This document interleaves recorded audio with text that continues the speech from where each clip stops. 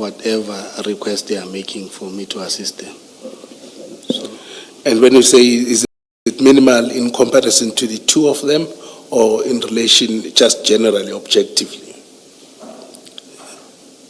generally. But earlier on, you accepted that you were tasked at various instances. You went with Warrant Officer Mpangase for sampling, and you were handling the exhibits. You were involved in the counting of the exhibits, which is a very important point or important exercise. Would you still maintain that that's the position? And also on the first, you went with Col Jacob to the depot. If you are requested to assist and you are available to assist, I normally assist everyone in the office who requests assistance. So I don't see anything wrong by assisting. But the person who's responsible is the investigating officer, who is responsible for everything. You just give assistance to your colleague that he requires. Would you then disagree with me to say, of all the individuals that were involved at the scene and subsequently up to the 1st of July, in terms of the tasks, you were the third in line? So it was Captain Duma, he provides the information, but then it was Jacob who was in charge of the scene. You accept that. And Warrant Officer Mpangase, the investigating officer. Correct. Yes. And then the next person is yourself. Yes. You came with them to the depot. Yes. You then were at the scene with them. You followed whatever instructions that were there. And with hindsight now, we accept their character or their nature. Then on the 23rd, you also go to to Port Shepstone. Yes. And you store the exhibits. And then on this following day, you are the one that goes with Warrant Officer Mpangase, the same on the 24th. And then you also have in your possession of the samples, you give them to Col Jacob. You also went to the CHC Depot with Col Jacob. So would you agree that out of the people that were involved, after Mpangase, you were the next one that bore most of the responsibilities? Or tasks, let me not call them responsibilities. Not really responsibility, because their responsibility lies with the investigating officer. Lies where? The investigating officer. Okay. Yeah, he can request assistance from other colleagues, but the investigation he's the one who's directing the investigation. No, I suppose the point that I was saying is that you are not responsible in that sense, but when we accept, just also please do say yes or no if you agree or disagree. Out of the incidents or the points that I've pointed out to you. Yes, you'll say I was the third one. You were the third sort of person responsible. Not responsible, yeah. but that was active. Let me call it active. Active, yeah. Correct. All right. Now let's go to your capacity at the time. In terms of your relationship, what was the nature of your relationship with, if there was, Col Jacob? Both subordinate relationship. So there was no social relationship with him? No social relationship. Okay. And Warrant Officer Mpangase? Just a colleague. And had you made operations with him, conducted operations with both of them or either? Col Jacob I had conducted operations with. How many, just in average? Quite several, because he was my team leader, so now and then we'll conduct operations. I wouldn't be able to give you the number of operations, but I've worked with Col Jacob. And in terms of narcotics, how many operations had you worked with him on? I wouldn't be sure, but I know that we've executed some search warrants at the premises in Phoenix. Where you dealt with seizures, drug seizures? Not seizure, not drug seizure. We executed the search warrant where we went to. No, I'm just focusing on drug seizures, just to time. No. You never. This was my first drug seizure. Okay. Can you just clarify when you talk about warrants, was it at a house or at a warehouse? At the house, at At- the premises. at a residence? At the residence house, at the premises, yeah. And to be fair to you, so you would say that you had not been, or maybe rephrasing your answer, you had not been involved in any of drug seizures. This was your first. It was my first time even entering the depot.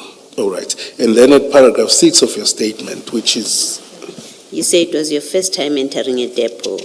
The question you were asked is, was this your first drug seizure? Yes, it was the first drug seizure, Chair. Thank you. And what's the most significant or largest crime scene you had ever been involved in?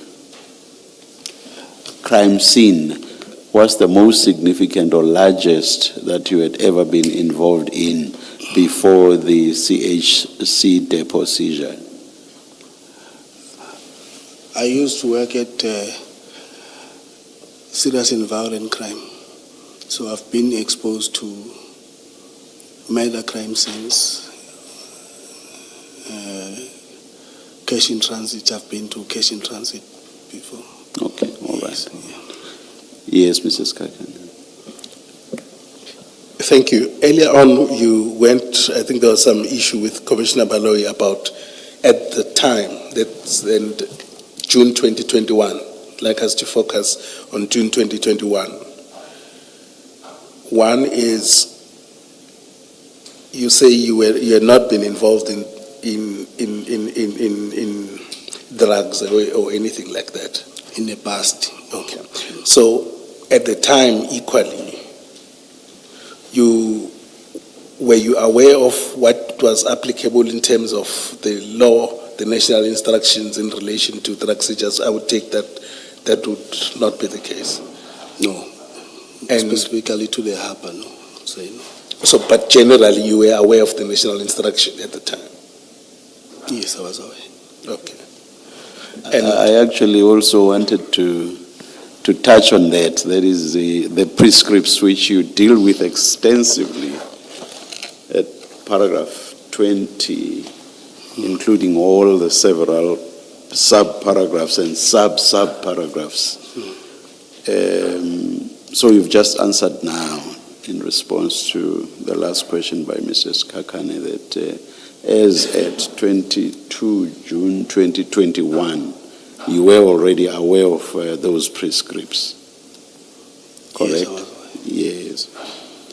Now, being aware of those prescripts, would you say what was done on the day in terms of the handling of the scene and, in fact, the handling of the suspected cocaine itself, would you say that that complied with the prescripts that you were aware of at the time? I'll say no. No. But you participated in what was being done despite your awareness that the prescripts were being flouted?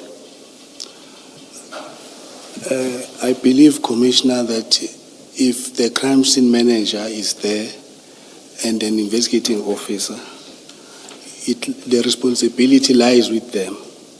So you just allow yourself to be used as a pawn whilst prescripts that you are aware of are being flouted. Is that what you are telling us? Chair, if you said I'm allowing myself to be used as a pawn. Fine, they may have been giving the instructions, but you too actually participated in what was being done. Did you not handle the bags? For example, I'm just giving one example. I did. You handled the bags. Yes. And even after you loaded them onto the ORS vehicle, did you not? I did. And you drove following the ORS vehicle, not so? Yes, I did. And on arrival at the Isipingo police station, you also assisted, I assume, with the offloading of the bags. Yes, I did, Chair. You also assisted with the counting of the bags. You also assisted with the counting of the contents of the bags. Yes, Correct? Chair. Correct, Chair. And all of this being done at variance with or not in accordance with the prescripts of which you were aware. Correct? Yes, correct. Yes. But- So what I'm saying is you allow yourself to be so instructed and to then participate in this manner whilst you were aware that applicable prescripts were being flouted. That's the essence of my question.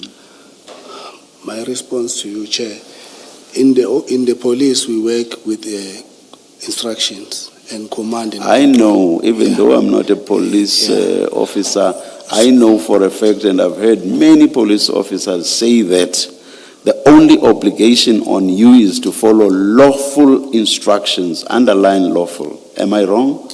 You're right. I'm right. Now you say prescripts were being flouted. You cannot tell me that you were following instructions when you know that those instructions were flouting prescripts.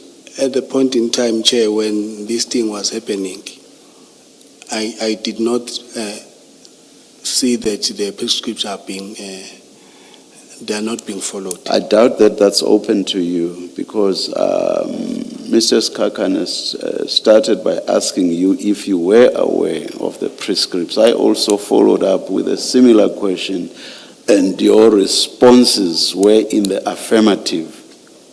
You cannot now suddenly want to suggest that you were not aware or that the prescripts were being flouted.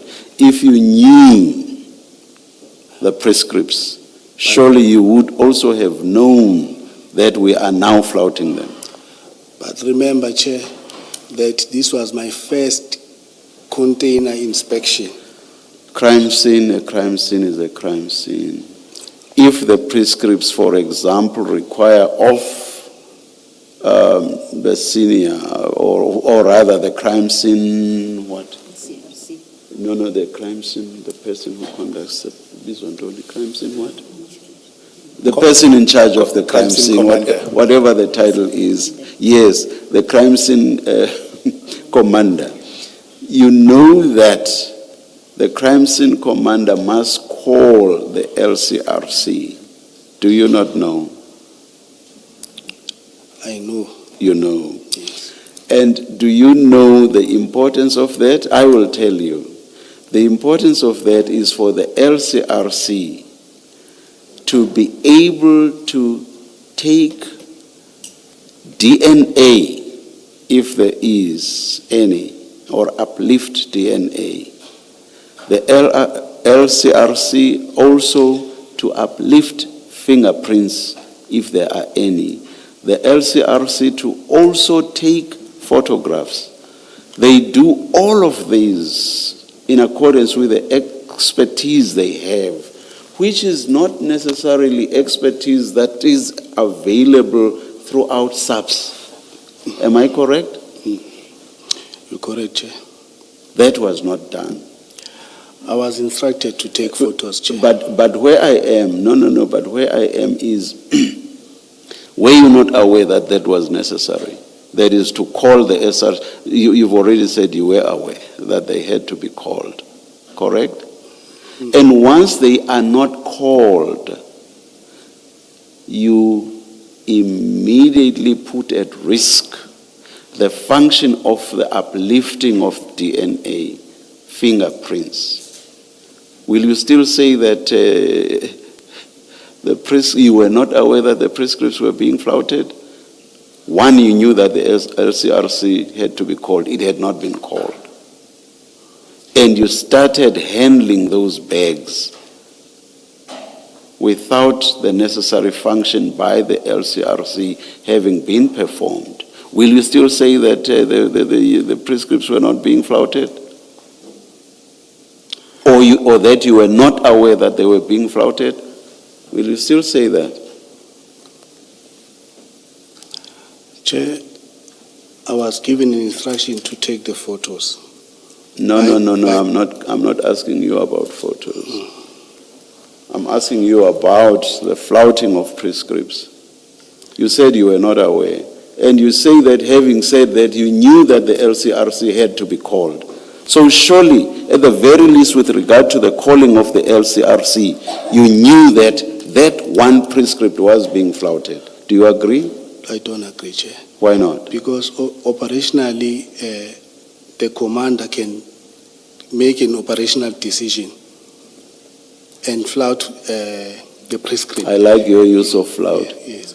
Yeah, he can make an operational decision based or under the circumstances that he can explain why did he had to make such a decision. And there was any explanation made to you or given to you?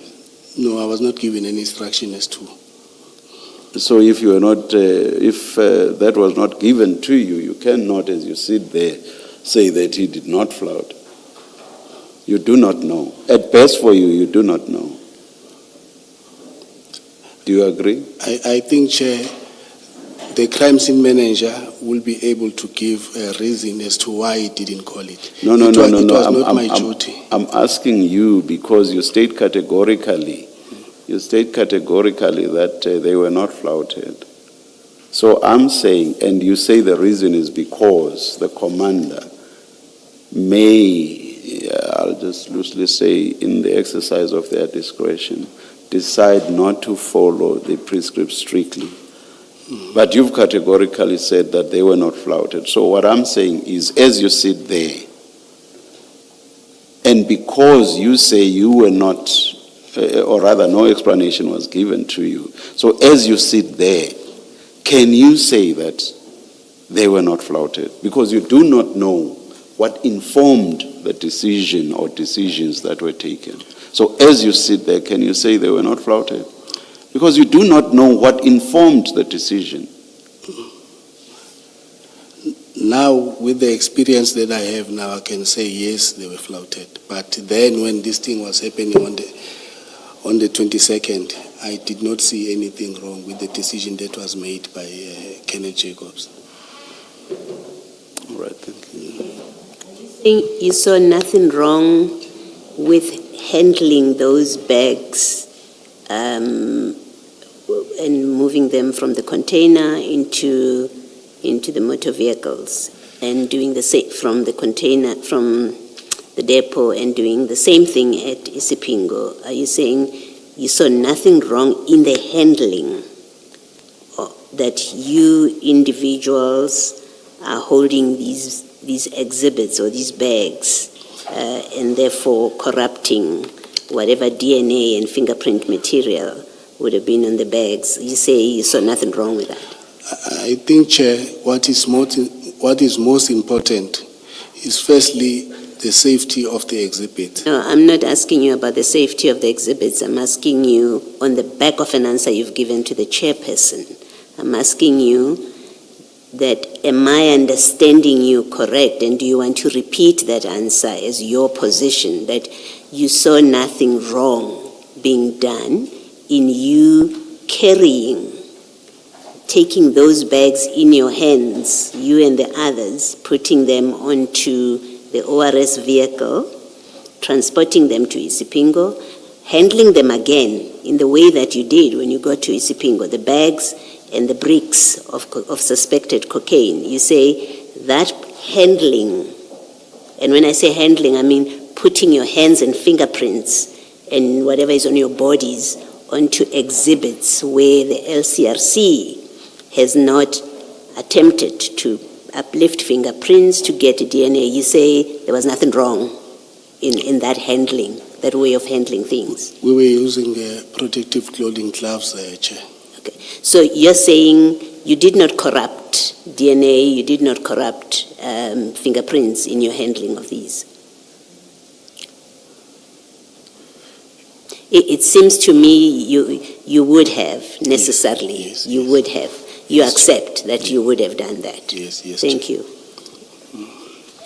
Mr. Skakane, we have moved to the containers, and my questions were on the initial request to him to join the operation.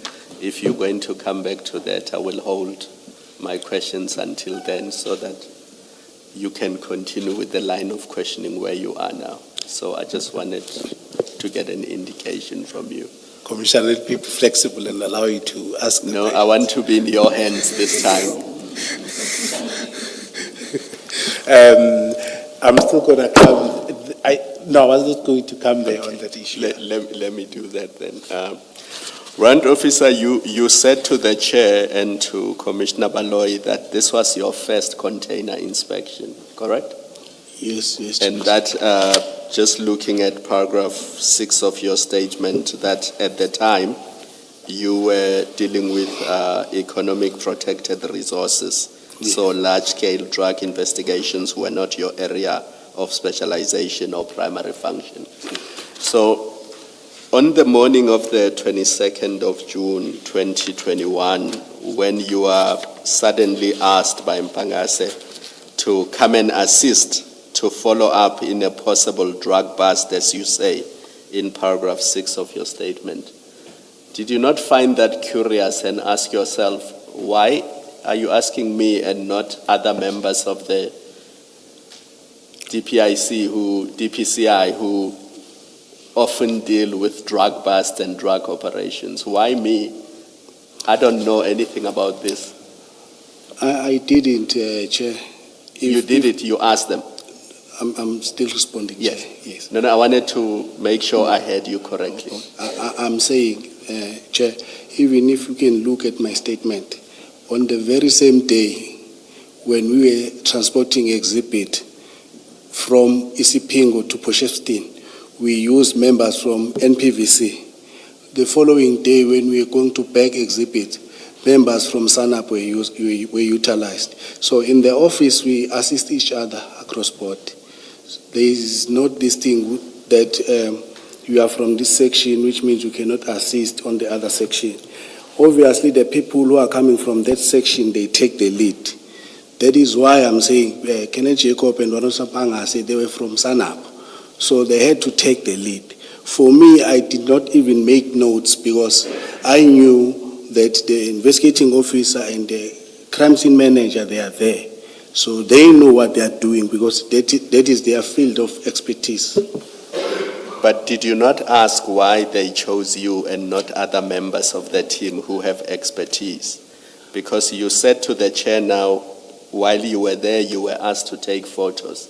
Yes. Now, most of the affidavits from LCRC people that I have seen, they are qualified in crime scene management.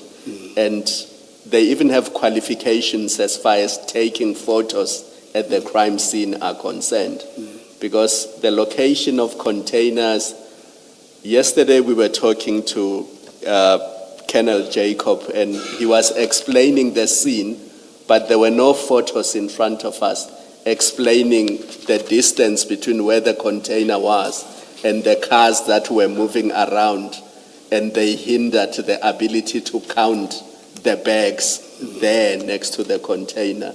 Now, if you say you are the person who was tasked with taking the photos at a drug bust, and you have no experience clearly in doing that, was that not curious to you that you may not do things correctly because you are simply not experienced when it comes to going to depots and taking photos or handling exhibits at a drug bust?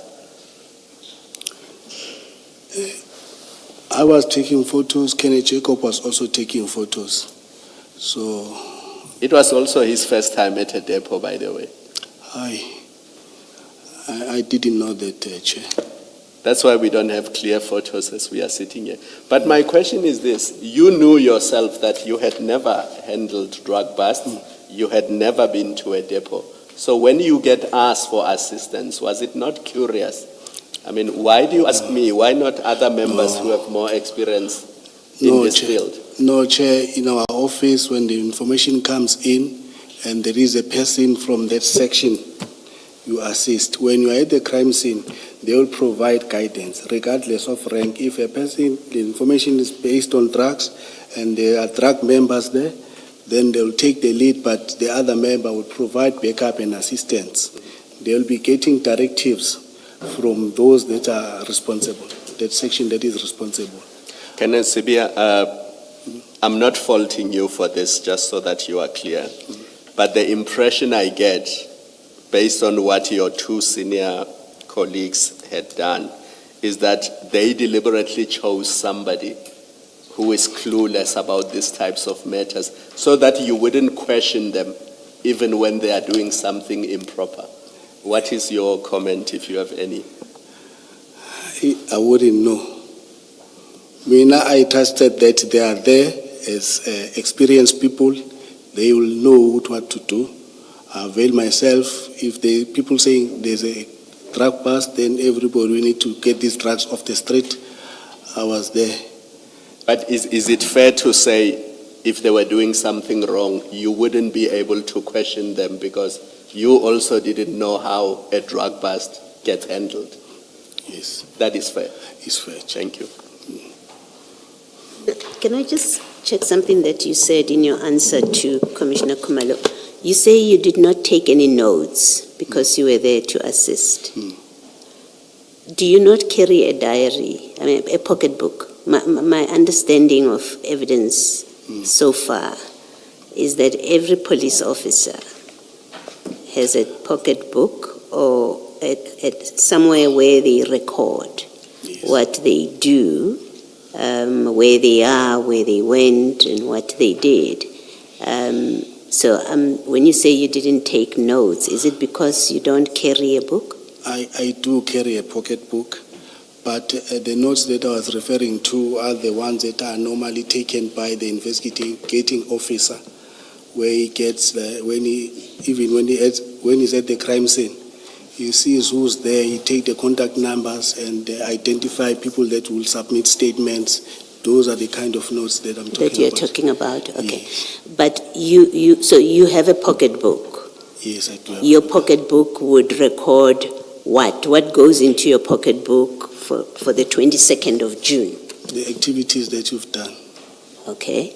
So your pocketbook will say you attended at, you The picked CHC up. Depot. You picked up Colonel Jacob, Yes, and you were with Duma, and you went to the depot, yes, and this is what happened yes. at the depot. Then we moved to Port Shepstone to store exhibits. Uh. Then I report of duty. Okay, and that is contained in your pocketbook as you sit there and Yes, speak, Yes, yes. and we can get a copy You can of, get a copy of of those it. pages for the day. Yeah. All right, thank you.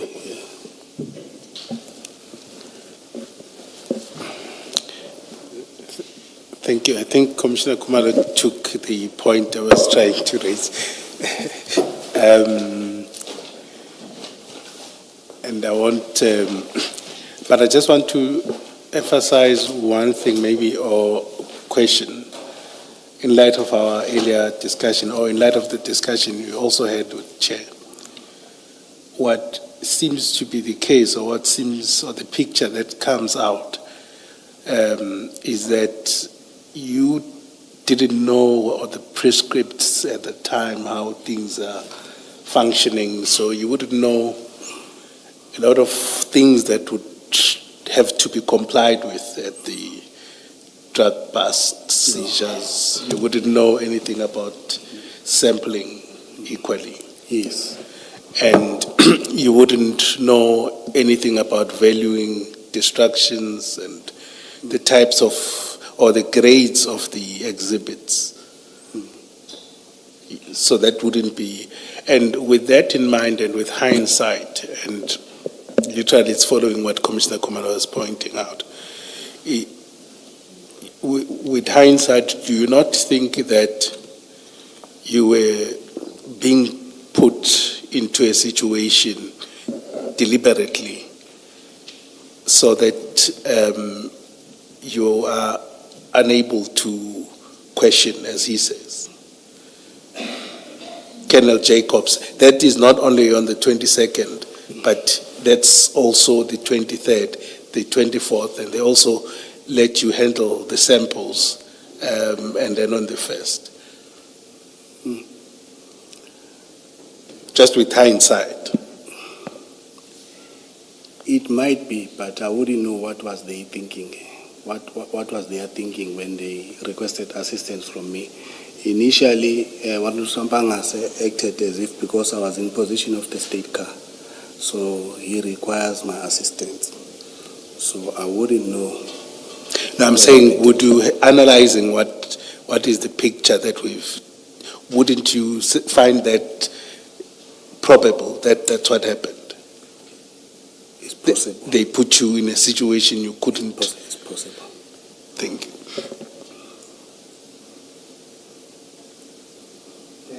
Then can we go to the events of the 22nd themselves? Do you sit in the same building or office with Warrant Officer Mpangase? Yes. Okay. And then he then requests you to assist. What does he say is the nature of the assistance? He said he has received information about a drug bust and he has spoken to Kenneth Jacob. Kenneth Jacob said he must come and request assistance from me. Perhaps what I want to understand, is it a matter of manpower or what is it? Because we have to distinguish between an official assistance and just, I think at some point, Commissioner Baloyi would have said as a citizen, just general citizen, civil assistance. He requested assistance for... No, it was at some point, not today. They've said what? It's a civilian's duties, yes. If you didn't, then I apologize, but I seem to recall I'm happy in to another take incident. credit for what you attribute to me. Thank you. Please repeat your question. No, I'm saying your assistance would have been as an officer, so they wouldn't take any citizens. Yes. And when we were exiting the office, most of the officers had already left the office, so the doors were closed. So in the passages, most of the doors were closed. And this was around what time? Just before 8. Just before 8. Yeah. Okay. And then you travel in one car to where? Even in the parking lot, the only car that was there, it was that car that we were traveling in, the Golf that I was using. Yes, but I'm saying you then went to where from there? We then went to Phoenix to pick up Kenneth Jacob at his place of residence. And at this time, you know that Colonel Jacob is off duty? Yes, I knew that he was on leave, and Pangase told me that he's going to report on duty as we're going to pick him. Pangase told me that no, Kenneth Jacob will report on duty. That's why we are going to pick him up. Okay. And then you pick up Colonel Jacob, and you then went to the CHC Depot? No, we went to Isipingo, where we met Captain Duma. Okay. And in that way, does Colonel Jacob brief you or set out what you each would have to do? No, he only told us that we are going to meet Duma. He's got a very good information that we need to act upon, but we'll hear from Duma when he briefs us.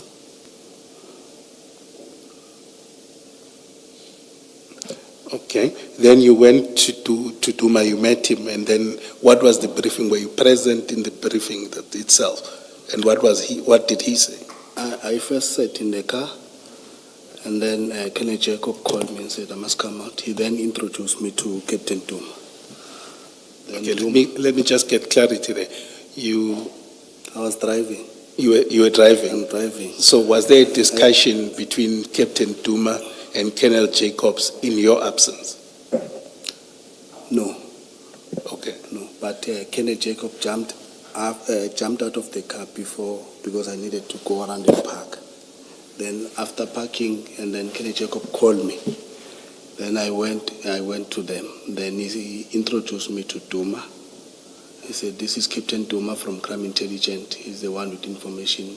Then Captain Duma started briefing us. I think what you're saying is slightly different from what you said first. You said, I first sat in the car, and then Colonel Jacob then called me to come out. Maybe it's a use of English, Chair. Sorry, what about it? No, Before you say, let me tell you my problem with what just happened now. You're describing your use of the English.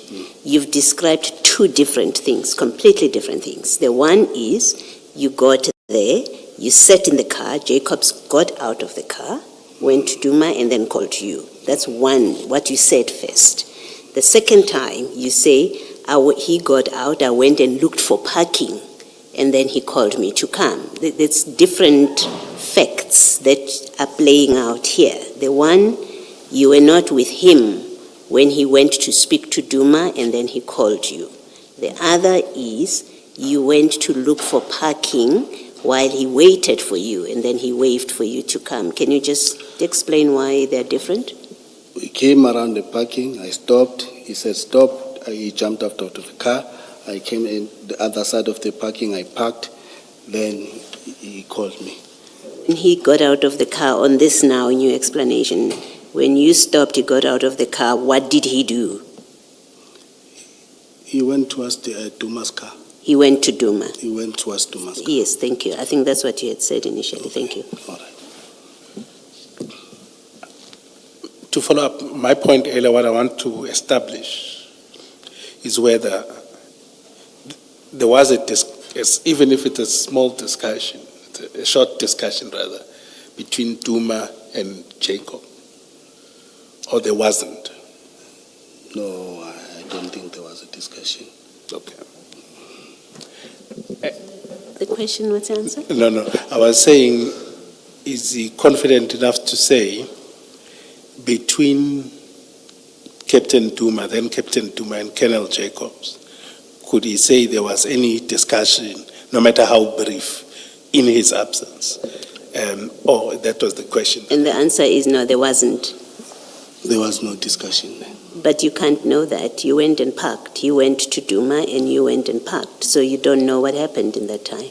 Okay. Isn't that the correct answer? It is a correct answer. Thank you. Thank you. It's 11, Chair. May we break for tea? Let's adjourn and resume at 25 past 11.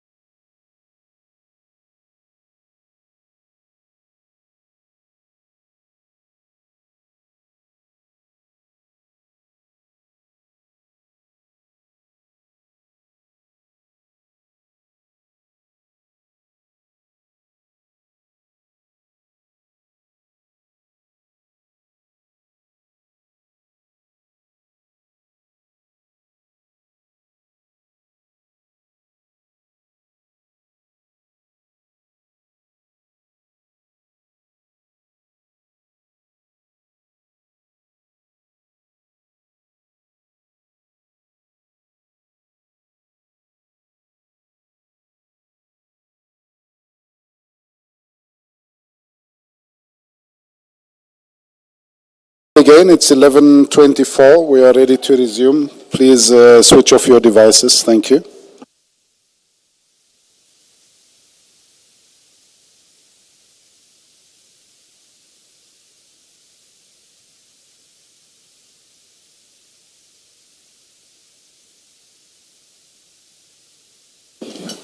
Yes, Mrs. Kakane.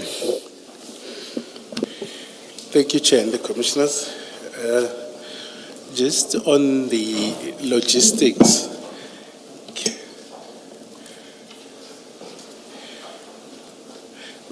may I request that perhaps, Chair, if we run over, we'll try, we don't have much time as such with the time constraints for the witness.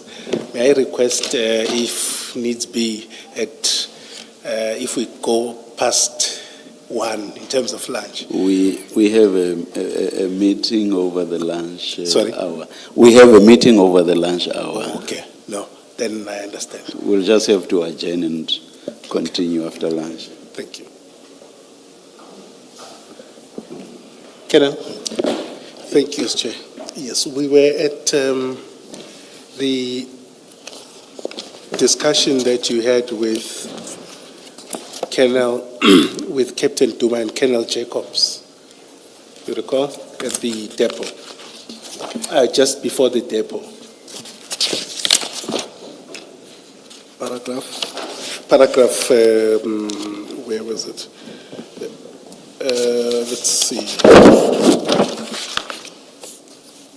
Paragraph 9. No, it should be before that, where you met Captain Duma. Yes. And you were looking for the parking and they spoke and then that was just before the depot? Or was it at the depot? It was before. Just before. Where was this? It was behind a garage. I don't recall. I don't remember the name of the garage, but it was just behind the filling station. And what's the distance between that and the depot? I think maybe 3 or 4 kilometers. Okay. Then, in that discussion with Captain Duma, at that point, do you then discuss how this operation is going to be conducted? Now that he briefs you that there is this information, what do you guys agree who's playing which role, who does what? No. Captain Duma just told us that he's been to the depot, so we'll follow him to the depot for inspection of the container. Then we proceeded to the depot. We entered at the main gate of the depot. We proceeded straight down the road, and then we parked somewhere there. There were some area where we parked. Then Kenneth Jacobs jumped out of the car with Captain Duma. Just before that. So you're saying the three of you, that's Bangase and Jacob. We were in one vehicle. Sorry? We were in one vehicle, Chair. The three of you? Yes. And then Captain Duma? He was driving alone. He was driving alone? Yeah. And this is now around what time? Still around 8? 8, no. Past Okay. 8. Past 8. Remember that Bangase requests me for assistance around 8. Yes. From Durban Central to Phoenix, picking up Kenneth Jacob, drive to Isipingo. I think maybe around something like 9:30. Okay. No, that's fine. You then you don't discuss what your role is and all No, of this? we did not discuss the roles there. Okay. And in terms of who's in charge, was it assumed that because Colonel Jacobs is senior? Protocol dictates that the senior member always take control. Okay, and that's what you assumed. Then you went to the depot, CHC Depot, and you said you've never been there yourself. Yeah, it was the first time being there. Okay. Now, I want to understand the setup of the depot according to you, right? When you get to the depot, Who gets in first? Is it yourselves or Captain Duma? I would imagine he goes. We were driving behind Captain Duma's car Okay. all the time. And in terms of the security of the depot itself, I think there was testimony that it was controlled, but just on your own version. Yeah, there was one security guy at the boom gate, next to the main road. Just one security guy at the boom gate. Okay, and do you sign in? He had a conversation with Duma. Then we followed Duma after that. So Jacobs and Barnes and yourself never had any discussion with the... No. Duma opened his window, he explained to the security guy, then we followed. Okay, and then you parked? We parked, we drove down the passage, then we stopped, and then they jumped out of the cars, then they proceeded to the offices of the management. Just speak up a bit. Yeah. When the vehicles were parked, Yes. Captain Duma and Kenneth Jacobs went to the offices of the depot managers. Okay, and you and Warrant Officer Mpanas stayed behind? We remained next to the cars there. Okay, just before we get to that, in terms of the layout of the depot, right, and in terms of security, is it other than the security at the gate, would there be any other security personnel at the depot, according to your knowledge? It can happen that there were other police security officers, because when we started inspecting the container, I saw some of the securities there. Okay, and were they armed? No, I didn't see firearms. Okay, and the security at the gate, was he armed? I don't remember. Okay. I don't remember. All right. And then let's go back to the discussion. So Colonel Jacob and Captain Duma went to management. Yeah, to the offices, yeah. And obviously you are not part of those discussions. You and Captain and Warrant Officer Mpangasa then. Yes. They come back. Do they brief you? They came back with a lady. I think she introduced herself as Mrs. Pili and other Yes. people that were accompanying them. And then she pointed at the container that we were interested in, but the container was stacked with other containers on top. Okay. So at the layout, right, the container was on top. It was on top, yes. All right. And was it marked, specially marked or anything like that? They've got the container numbers, so that they use to distinguish which container is this. Okay. And so, when you have a briefing, then the agreement, you are part of this agreement, right? Is that the container will be moved to a particular point? Obviously, Chair, for the container to be inspected, you have to bring it down from the stack and then open it, inspect it. Okay. So, and in terms of the mobility of the space, I would presume that, you could move the container anyway, or you would disagree with that?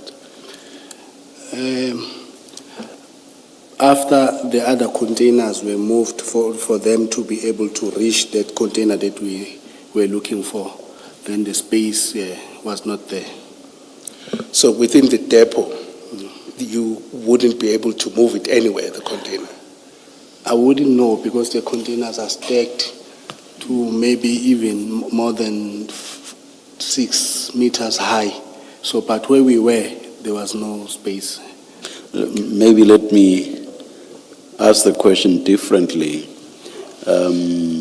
Colonel Jacob said that, and I think this was on the first day he gave his testimony, he said that the container you wanted to search could have been moved from where it was, where you believed or he believed there were impediments to a proper search and even a proper conduct of what needs to be done at a crime scene.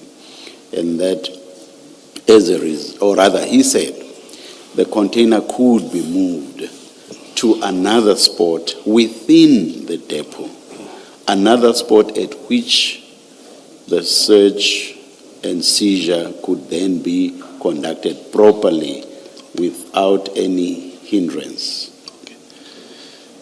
Okay. I'm sure you would not dispute that. I want to respond, Chair. All right. Remember, Chair, myself and Bangase, we remained in the parking. And then they went around. So they would have seen... maybe they might have seen the space where maybe the So container... you are not in a position to dispute what he said? No, I'm not in a position to dispute it. Yes, so it's those things, I think, thank you, Chair. It was that, I think in his testimony, he later did say that it could have been moved. But what that forces me to ask then is, when you say it couldn't, would you still maintain that now? According to my observation, No, I'm saying now. if he said so, then it could be. Maybe it could have been moved. If maybe there's a space that he saw that I didn't see. Yes. Okay. But we drove down from the gate. There's a long fence along our left-hand side of and then these containers here. Then we parked at the bottom there. So from that area, there was no area for a container to be searched. But because they went around to the management offices, maybe they were able to identify other places that they could have placed a container. Okay. So perhaps just to be fair to you, I just want to ask it in a different way. It's the same answer, is that from where you were sitting at the time, Yes. and your answer must be understood in the context that at the time, you did not necessarily understand the layout and whether they could have been Yes. elsewhere. Yes. Okay. Can I just check on this? You've just said that there was no, from where the container was parked and what you saw in terms of space, there was no area to work where you could have conducted the search. In your statement, you say the space was limited for us to work as the machinery was moving up and down. That's your explanation. If the machinery was not moving up and down, at least that's what the statement suggests, that if there was no machinery moving up and down, you could have worked there. That's what this is conveying.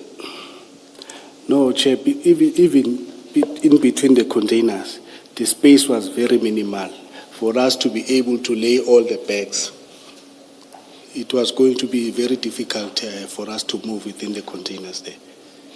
Sorry, explain. The containers would have been lined up, right? I think that's how I understood the evidence, that Right. you had containers lined up. Yes. And then yours is one of them, and the door is open. Can maybe just explain in your words? Okay. I'm saying, Chair, when they were moving the containers, they moved the top container, place it on the side, take the next container, place it on the other side, take the container that we were interested in, place it on the side. Then the space there was not enough for us to be able to do the counting. Explain that space. Which space are you referring to? I'm meaning the space in front of the container that we were about to inspect. And the front is the door side of Yes, the where the container. container is opening. What constricted the space? It was the containers that were placed around the container. No, let's just forget about those. We accept, okay, they are alongside each other.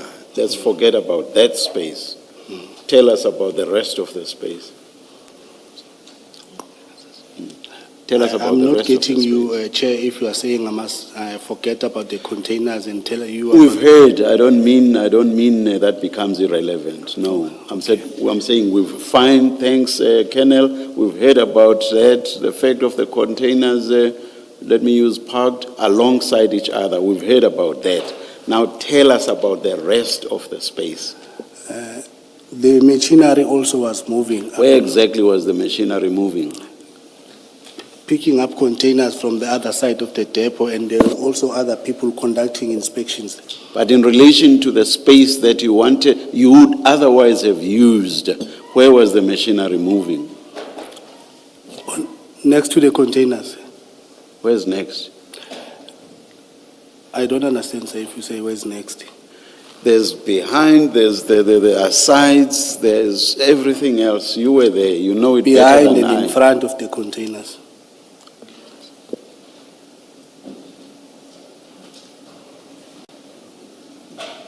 I think Commissioner Kumalo is going to try and Maybe get why don't clarity you- for us. Why don't you please put up that picture we saw yesterday where we have a few containers alongside each other? Just while they are checking that, where are the photos of the scene that you took? I forwarded all the photos to Colonel Jacobs. He printed the photos and then put them in the inquiry file. Now, you see the pictures? Yes, I can see Colonel, the you see picture. the pictures? I can see the picture, Chair. Yeah. Would the one that, or was the one you were to search, was it somewhere in the middle or was it to the side? I don't recall, Chair. Okay. Now, if you are able to, looking at this picture, where would the machinery, or where was the machinery moving? You know, Chair, when you're looking at that picture, the machinery will be moving in front to the other side of the container. That side, that is In opposite in- where the doors are. In When you front, say of the, in front of the door, then we'll be moving to that other side. right across The where front the of doors picture, are. Yes. And how far would that be from the container itself, or how far was that from the container itself? I keep using wood as if this was hypothetical. How far were these, or how far was the machinery from the containers or the doors of the containers? If the machinery is supposed to leave, And please estimate in meters. I'm sure as a police officer you are able to do that. I'm trying to respond, Chair. I'm sorry if I sounded impatient, Yeah, sorry. yeah. So I'm saying, Chair, if the machinery is about to pick up the container, it will come very close to the container. But if it's moving in front of the container to lift other containers on the side, maybe it can have a distance. Oh, so you are saying the containers that were with the one you wanted to search, some of them were being moved as you were there. Some of those that were already lined up together with the one you wanted to search. You are saying some of those were being moved as you were there, wanting to conduct the search. Not necessarily the ones that were next to the one that we were about to search, but the movement of the machinery was happening there, Chair. In that case, I don't understand the relevance then of, rather, I don't understand why you would refer to these, the machinery in relation to these containers. I don't understand. If they were moving other containers, not the ones alongside the one you wanted to search. They were moving other containers, passing the ones that we were interested in searching. Coming to pick up the one they wanted to, the one that was to be moved, or the ones that were to be moved, or coming from and already carrying the container. We're trying to get a picture of the impediments or hindrances. And right now, you've not explained this in a manner that we understand. Let me tell you what we were told by Colonel Jacob. We did not want upfront to tell you because I thought maybe your explanation would tie in with what he told us. The only hindrance in terms of movement that he told us about was that there was movement behind you, 2 meters behind you. He never said anything that suggests that there was movement of machinery right next to the containers, with containers being picked up. Well, maybe he did not necessarily mean that containers were not being picked up, but he said this was behind you, 2 meters from the containers. Would you confirm that that was so, or that he is, or would you rather say he is mistaken? Chair, for me, I saw some of the machinery moving in front of the containers. I want you to just confirm or dispute what I've just put to you, which is what he said. That is, there was movement behind you as you are facing the containers, and that this was 2 meters from the doors of the containers. Thank you for... So you are between the movement and the doors of the containers. Thank you for clarifying that now. Would you When you are facing the container, Yes. I was thinking of the back of the container. No. Okay. So would you confirm that? Yes, sir. That was the case? That was the case. All right. Yeah. Thank you. I think for the record, it's very important, Advocate Kakane, to be fair to this witness. And I know Advocate Sillo is sitting next to you. She can confirm if I'm correct or not. The photo we are looking at is not, it's the one of the 1,000 kg bust a month later. So this scene is not the scene where the CDH depot incident in June happened. Commissioner Kumalo, I confirm it was pulled up yesterday and for demonstration purposes to deal with the point Colonel Jacob was making about what he meant by the sides of the container. That definitely I confirm does not relate to this particular seizure. I was looking at his facial expression. Of course, he didn't recognize And that. his facial expression was, they are tricking me. This can't be the container. So I have Just to for be fair to him. demonstration Apologies. purposes. Yes. No, thank you very much, Chair, because even those containers, they are not stacked. That is why I'm wondering now, where did you get this picture? Apologies, Colonel, because I'm the one who asked for this to be put up. I should have said it's purely for illustrative purposes. I apologize. Advocate Silo, while we are on this point, I think it's important that Colonel Jacob provides those photos that the Colonel says were taken and given to him, and they were filed somewhere. Because some of the explanations he has given will require that we look at those photos. We have two options. There are photos of the scene regarding this particular seizure in the files, but I don't seem to recall a photograph that depicts precisely what the Colonel is saying. The best we can do for now is to go into the investigation files and the inquiry files. Those are our formal source documents to see if we can extract all the pictures availed there.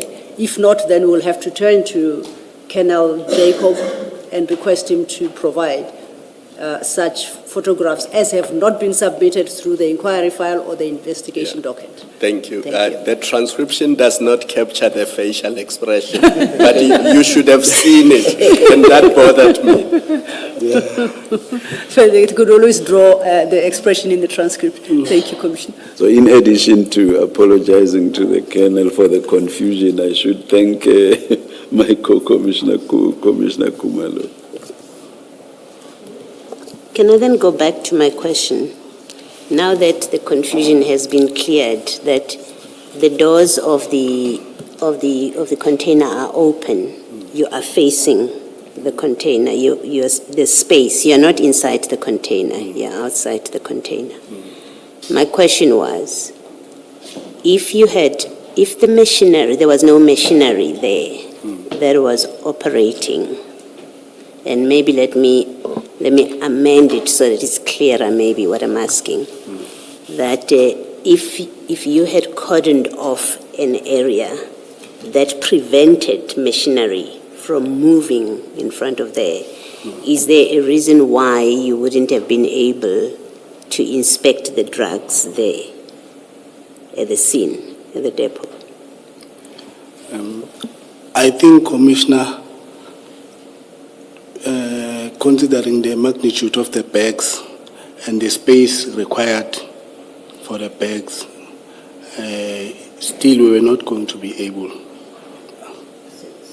So the reference to machinery as a factor is completely irrelevant then. It has to be irrelevant for the purpose of my discussion with you and the answer that you are giving, that in fact movement of machinery is irrelevant, of no consequence, because geographically there was no space to deal with that number of bags. It's not on the spot. So sorry, Chair. It's not irrelevant because it's one of the factors that caused us to move that caused Kenny Jacob to move the crime scene. The reason I'm saying it's irrelevant is if I accept your answer as your explanation of that space, I'm saying it wouldn't matter that there was machinery or not, because on your version, the space anyway wasn't there for you to do this search there and then, where you in front of the container. It sounds to me like it has to be like that if the space is indeed what you're saying. Yes. Right? So geographically, that space was impossible in front of the container, anywhere in front of the container. The space was so limited that even without machinery moving up and down, which somehow was able to move up and down, but even without that machinery, you could not have conducted the search in front of the container. Yes, Commissioner. Thank you. Thank you, Commissioners. Just to follow up on, we'll get to the discussion. So the container is moved, right? So you're saying at the time when you open the container and you remove the exhibits or the bags, and I think the point, your version is that you couldn't process the scene because of we'll get to the details. Now, I'm trying to understand whether you as the police, was it not a possibility that you could cordon off the scene, stop these other machines that were being driven around, so that you make sure that you do the job? Because in some instances, that's what happens in crime scenes. Yes. Was it not a possibility? It was a possibility, Chair. And do you know, and your version was, do you still maintain the version that you couldn't? It was a possibility to cordon off the whole area and close it down. It was a possibility to close the area so that we were able to operate. But it would have meant that even though those containers that were close to this container that we were intending to search, they would have been also to have to be moved so that we can have enough space to work. Yes, I'm just saying that it's a possibility that could have happened. Yes. In a scene. Yes, it could have happened. Okay. And I just want to understand, because what we're dealing with is 27 bags.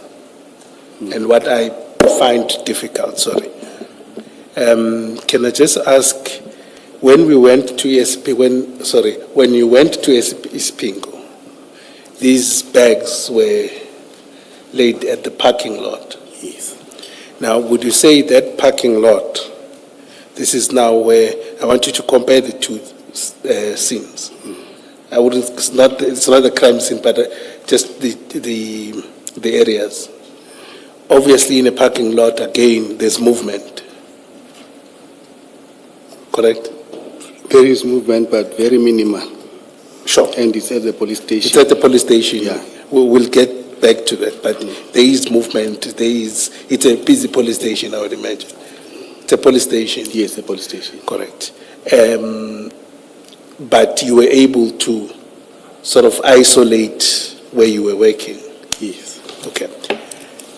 Can I just request us to flight one of the pictures at page 516 of the exhibit bundle?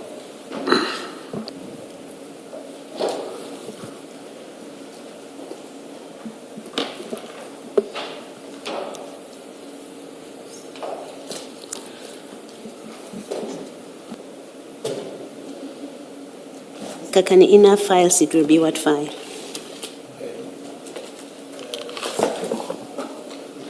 It should be file 2.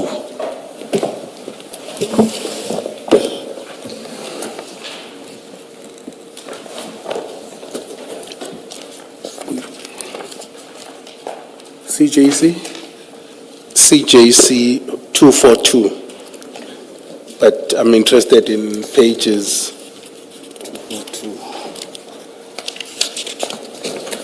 516 onwards.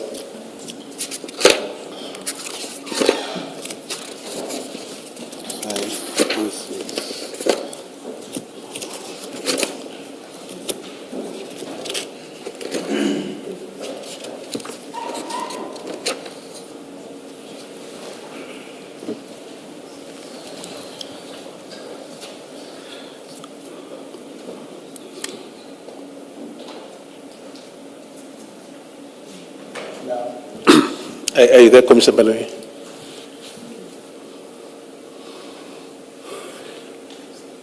So I want us to, unless there's other bags, in your understanding, were those the bags that were found in the container? Yes. Chair, these were the bags that were found.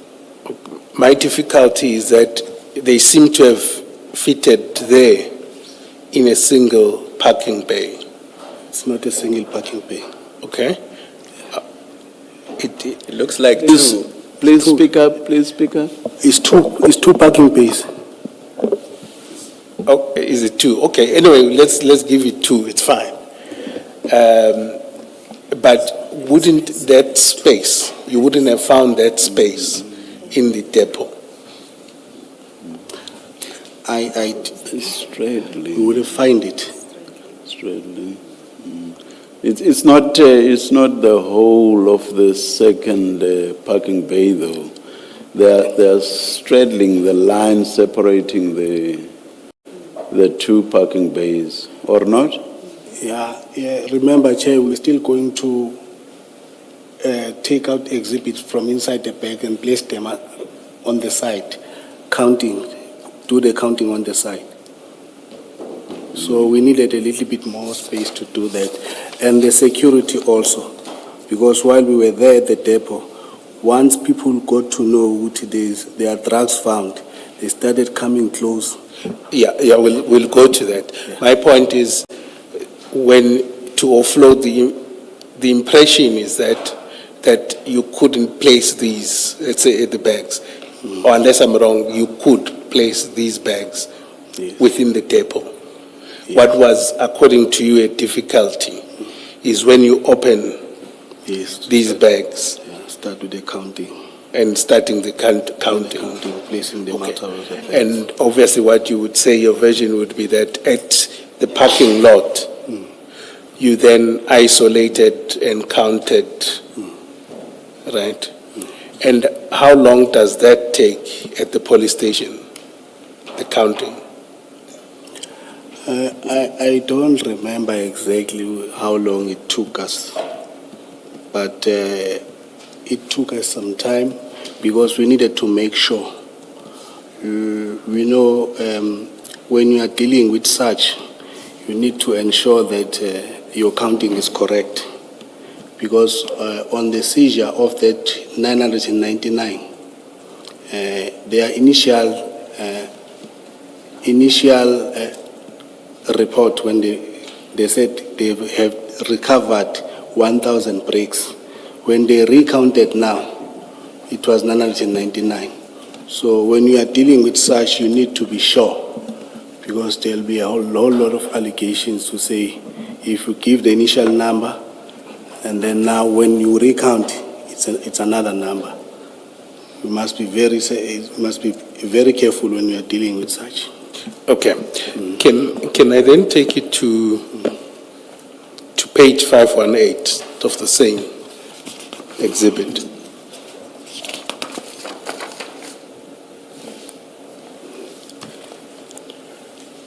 Now, it seems that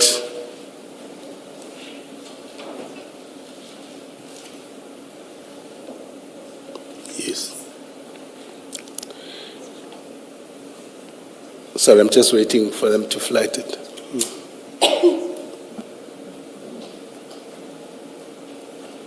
Yes, so it seems that still, when they opened the bags, Yes. right, you were still within those two cars at the very least. But we are also advancing front towards the road.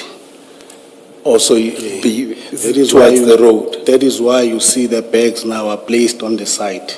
And even here on the bottom of you can see some. Some of them are under the police van. Yeah. Not, And were those empty under the police van? So even these ones here at the bottom, you can see good there were bags there. Okay, now I want to understand something then. Those bags, were they still full, or the exhibits were offloaded from the bags totally? All the exhibits were offloaded now. Okay, so what my issue is that was still within those two cars, Yes. right? And it doesn't seem to at least be beyond those cars, the front bumpers or anything. Remember, we moved the bags to the front of the parking. Then we started opening a bag, placing exhibit there, then going like that until we finish offloading all the bags. Okay. Maybe my point, let me put my point and then it will go back to the security at the depot. Would you still feel that this exercise that is there at this page couldn't have been done at the depot at the time? I had already said that if we were going to close shop, Yes. it was going to be done. It was going to be It able was to. going to be done if we were to close shop now, meaning that cordon off the whole area next to the container. We are going to do it.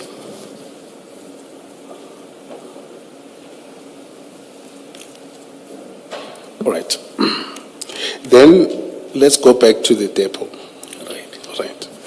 One of the, and I don't want, so you earlier on your statement, you say the decision not to cordon off was not made by yourself.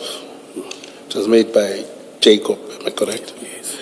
And you didn't question, we've established that you didn't question why he doesn't cordon off the scene. And did you engage him about that? You comply and complain later. And it remains like that. It don't change in the police. If your commander says, this is the decision I'm taking, you cannot challenge your commander. So no matter how unlawful that decision is, or no matter how difficult it is for you, you can't say, I don't want to participate in this. No, Chair, obviously you cannot take an unlawful instruction. Okay. But if the commander says, my decision is for us to move and process this exhibit at the CP or SAPS, I cannot come and say, no, why are we going there? Why are we not doing it here? It's his decision.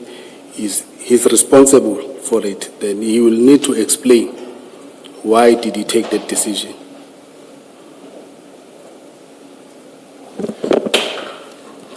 Okay.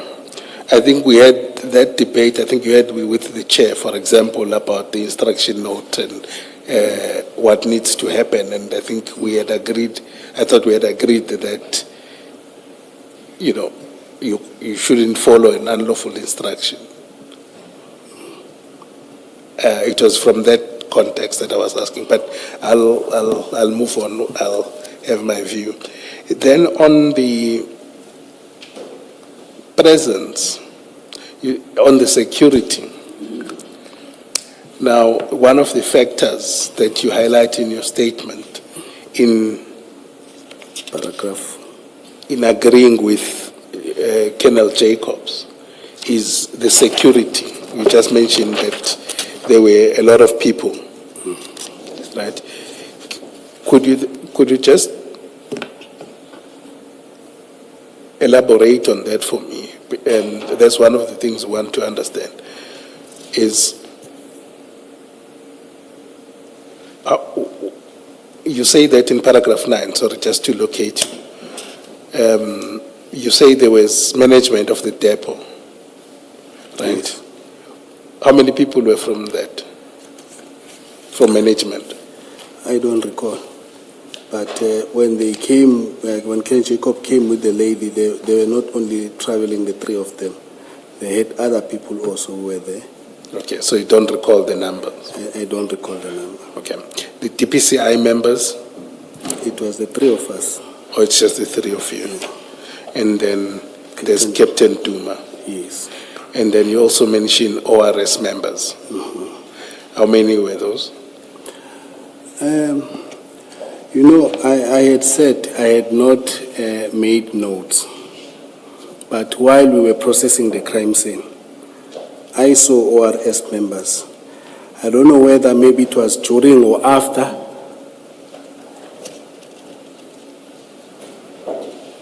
Sorry, Chair. Please proceed. I'm saying, I don't know whether it was during or after the seal has been broken, but I saw ORS members. I also saw people wearing reflectors from customs. Can I just ask a question related to what Colonel has just said? Colonel, if you were not taking notes on the day, for the purposes of preparing your affidavit in the commission and in the investigation relating to the disappearance of the cocaine, where did you get those facts that you put in your affidavit if you did not have notes or you did not take notes on the day? Because your affidavit seems to be detailed in terms of the sequence of events. So where did you get that information that made its way to your affidavit if you did not take notes on the day? Remember, Chair, that I had already submitted 2 affidavits in 2022. Yes, those are the affidavits I'm asking about. Where did you get that information that you I put still in the remember some 2022 of the affidavit? things. Please, Colonel, don't speak while someone else is still speaking. We will have problems with the transcription. I'm so sorry about that, Chair.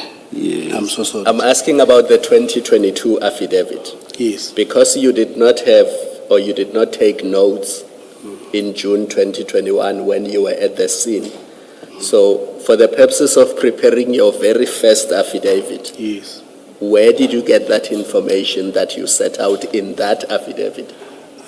Chair, remember that I was taking photos. I had photos of the container numbers, photos that I had taken of the people that were there. Some of them you could see them in those photos. I thought you had given the photos to Colonel Jacobs by then. I sent the photos via WhatsApp. I had some of the photos still in my phone. All right. Yeah. Thank you. Thank you. You said you relied on the photos. I relied on the photos, yes. Okay. Now, just to locate, in terms of the detail that you had, That was memory and the photos. Yes, because the affidavit that I deposed was in January 5, if I'm not mistaken, 2022. Maybe let me assist you. If you go to CJC 244, it should be file 2 of the exhibit bundle. 244. Yes, 244.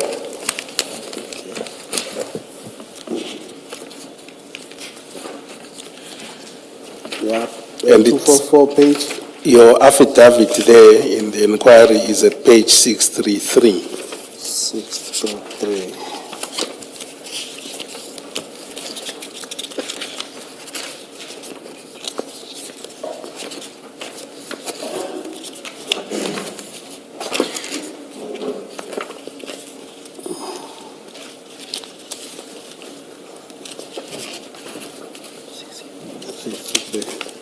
Yeah, I'm almost there. Yes, I'm there, Chair. Okay, so in terms of these details that are contained, you would have relied on what your memory is. Yes.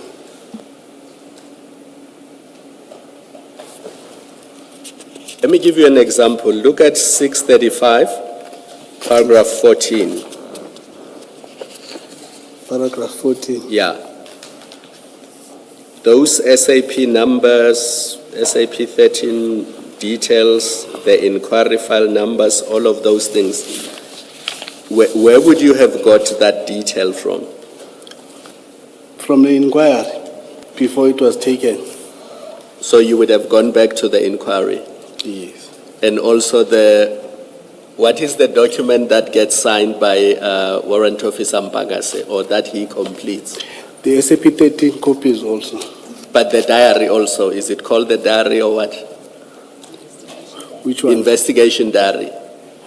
No, I got this. I think you are asking me, Chair, that where did I get the 13 numbers? Yes, so because this is the 24th, I remember you went with him at some point, you went to Port Shepstone. I think in my pocketbook. In your pocketbook, In so the- this on is the where you got the 24th, yeah. information Yeah, I from. got Okay. it. I got it there. No, now I got you, thank you. All right.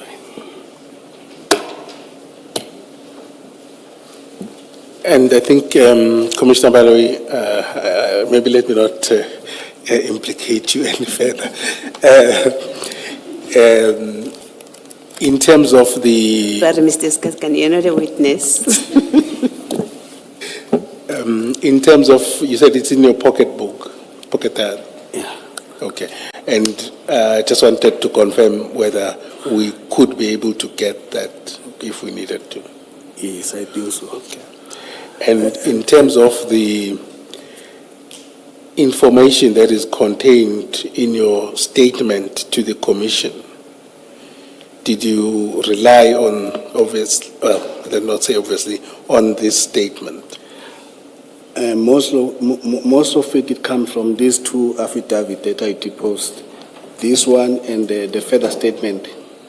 Okay. Yeah.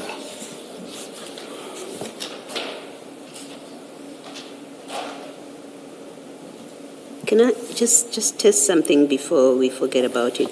You in your statement, and I think in your testimony now, you said earlier, when I say now, I mean as you're sitting there, you said earlier that when you got to the depot, Colonel Jacob went to the office. Yes. And then came back with the manager. Yes. That's what you're saying. But the manager in her affidavit says that you, Colonel Jacob, Duma, Mpangase, approached her together. No, that's incorrect. Is she incorrect in Yeah, saying that? It's incorrect. I never went to the office we were standing in the parking. It's only the two that went to the offices. Okay. Duma and Jacob. Yes. And they brought her to you, to They where you came- were. Yeah, they came to us. All right. Perhaps- Can I also, sorry, and I do apologize if you were going to go there already, but it's about this discussion that you've just had with Commissioner Kumalo about how you collect, how you remembered the stuff that you're saying in the affidavit. One of the things you say here is at the depot, you describe who was there, right? In your paragraph 9, when the seal was broken, you say it was depot management, DPCI members, Captain Duma, ORS members, and depot security members. You say that. And please correct me if I'm wrong. I think when you were now speaking, you said you don't remember whether the ORS people were there before or after the seal was broken. Is that what you're saying? That's what I'm saying. You now don't remember. Come again, Chair. You don't, when you testified now, you said you don't remember whether the ORS people arrived before or after the seal was broken. Yes. Is that what you're saying? ORS people, they came after the seal was broken. And then why do you, in your statement at paragraph 9, say they were there when the seal was broken? And I ask you this because Colonel Jacob said exactly the same thing until he was asked questions and his position altered. But you signed this statement. You've told us it's a recent statement. You say they were there.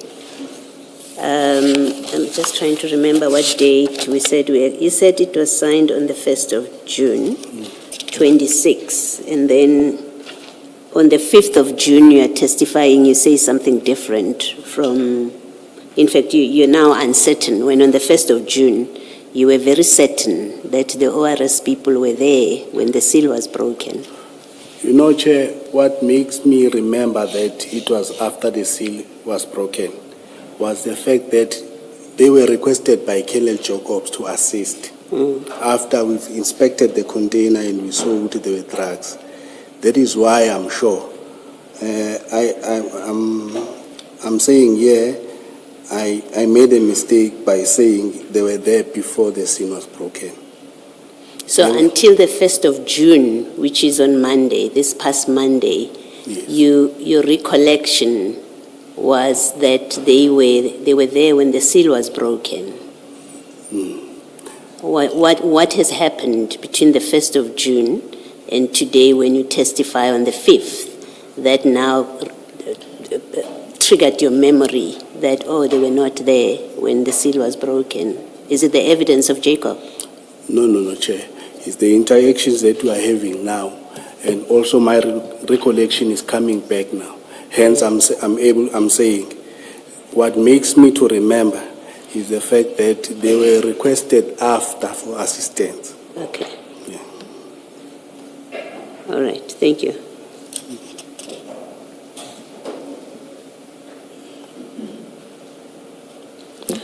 Thank you. While we're still there, just two questions, I think, just to check. In terms of did you know of so we know the management, the names of the people within ORS, do you know them, their names? Can you get them, and the depot security members? Do you mean, do I know the names of the members of SAPS, ORS? Yes, their identities. Or if, for example, their names would be given to you, they would trigger your memory, or you did not? I did not know them before this day. I knew them after.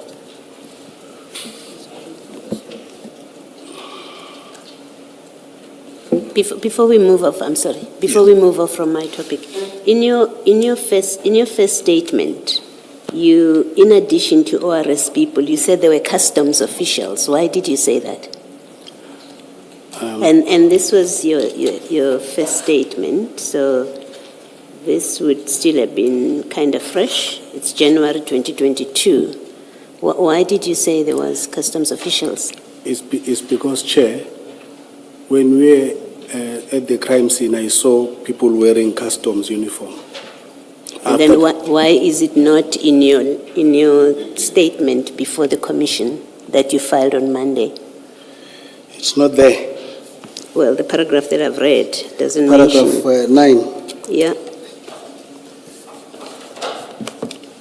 I think, Chair, that maybe it might be a typo error. But I know what I saw people from customs. Well, there were no customs officials. There was a company, a depot custom liaison person, according to Colonel Jacob, when he's in the witness box. In his statement, like you, in his statement, he said there was customs officials. And then when we were engaging him about why would customs officials be there, he then said, oh, actually it was customs liaison. Chair, I saw people who were wearing reflector jackets with customs here. You see, the concern, and maybe let me put to you what my concern is. My concern is that you and Colonel Jacobs, your statements are the same on this issue. We're still talking on just this issue. They're exactly the same, even the mistakes. You know, they are typically, you've heard stories about students copying from each other. And then when they get caught out, they find even the misspellings are exactly that. You've done exactly that. You've looked at each other's statements, that's what it looks like, and you repeat what the one has said in their statements. Either you were looking at his statement, that's the impression it gives, right? Either you were looking at his statement, or you sat down and discussed with him what goes into his statement.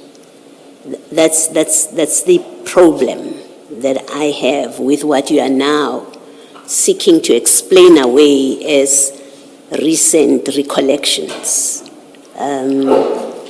about matters that when this was fresh in your mind in already January 2022, you say exactly what he said, which is wrong. And then when you come here, in your statement, you've repeated some of it. You say it's a typo, I didn't include customs. And then when I say to you, no, there was customs, you give exactly the answer he gave, which is, I saw people wearing uniform and I thought they were customs. That's one.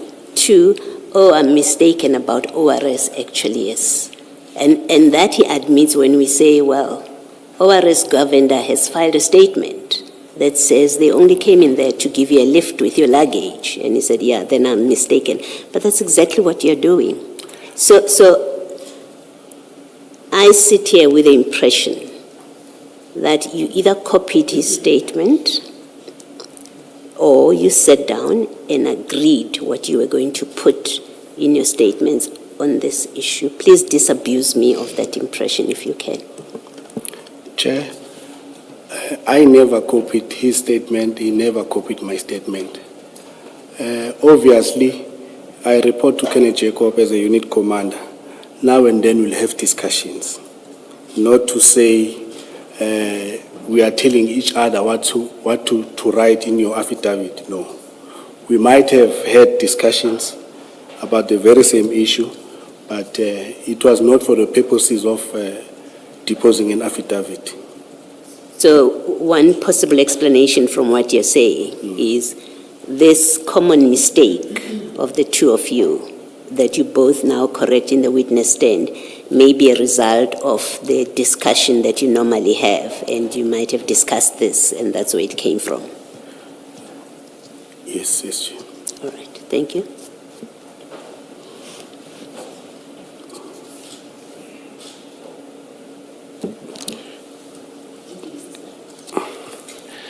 I just want, and you'll correct me if I'm too blunt, I just want to follow up on what you're saying, and it will, you'll warn me if I'm offline. I just wanted to ask whether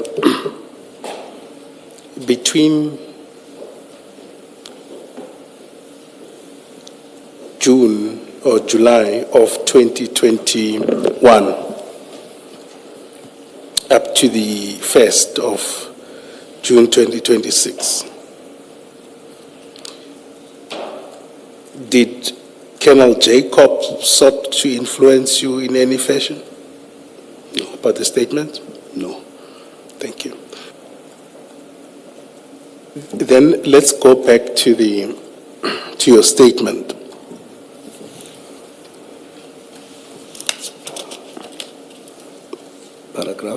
Paragraph 9, we're still at paragraph 9. So on your version, you don't have the identities of the people that were there, but you have an idea that it was these people. In terms of, ORS members, depot security members, They were also, when the seal was being broken. please repeat your question again. And I'm saying you don't have details of these people, like the names and all of this, for example, ORS members and the security members and the management of the depot.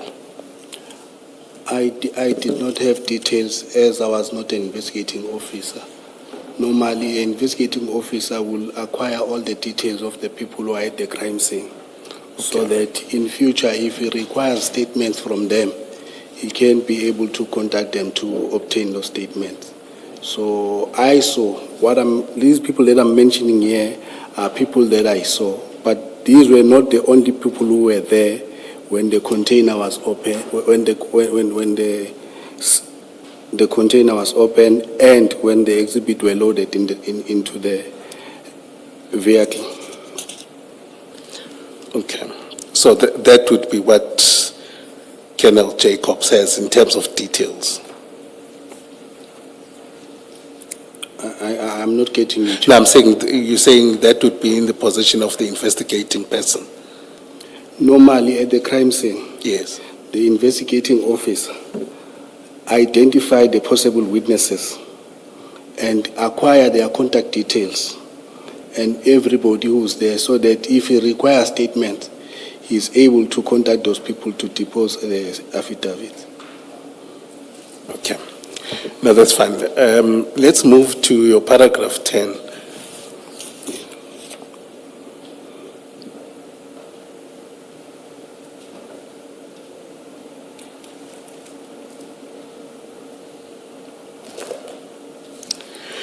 I think part of it we've covered about the area of work, right? And where you say the space was limited and all of this.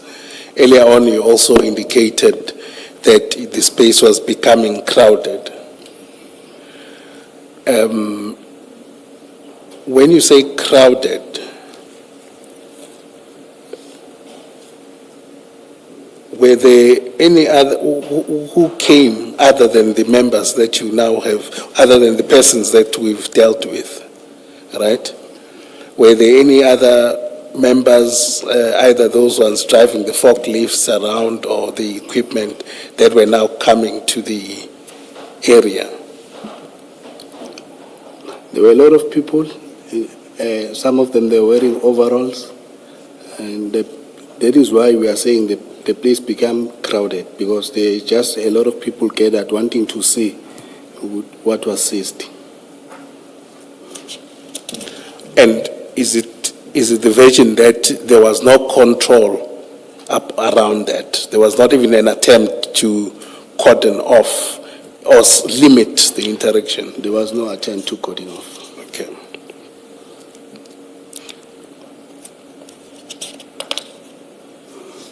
And then you said, then Jacob gave you the instruction that you must take pictures. The instruction to take pictures was given to me before the seal was broken, because I got the photos of the seal before it was broken. So, And this, you were supposed to use your phone? I was using my phone, yes. Okay. And he was also using his phone? Not my phone, a state phone. A state phone? Yes. Okay. And obviously, I think you had some debate about calling LCRC and those that are supposed to be the ones that take photographs, right? And those photographs, I think you said they were submitted. I forwarded all the photographs to Colonel Jacobs, who was then the investigator after the inquiry was moved from Bangase to Colonel Jacobs. He printed the photos that he needed to put in the inquiry.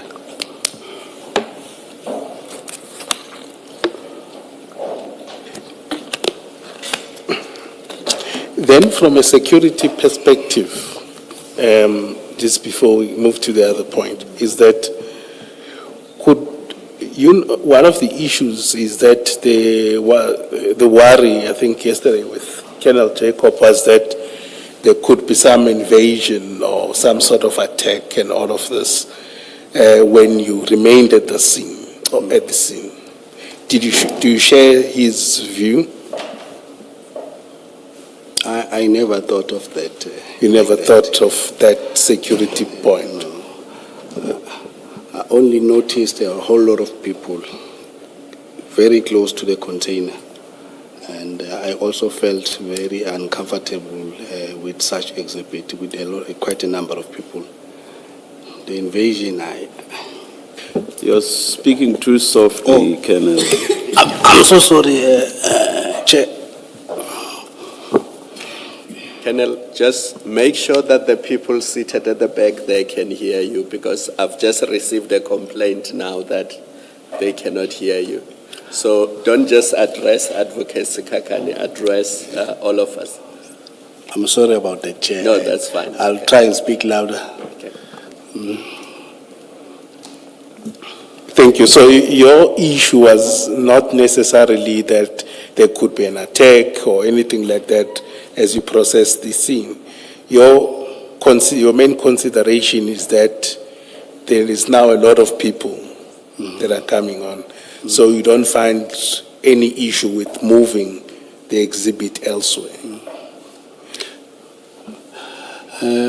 I think I'm going to respond that now. I'm a part of SANAP, and when you go to the hub to seize these drugs, you don't know who was supposed to take out this consignment firstly.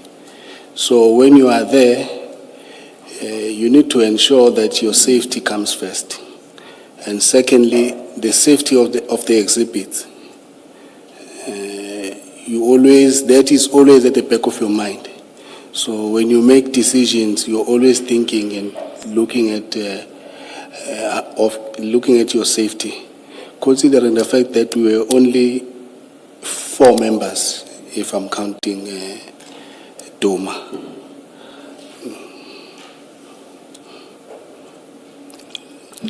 But, okay, so are you now saying you also considered safety or security at the time?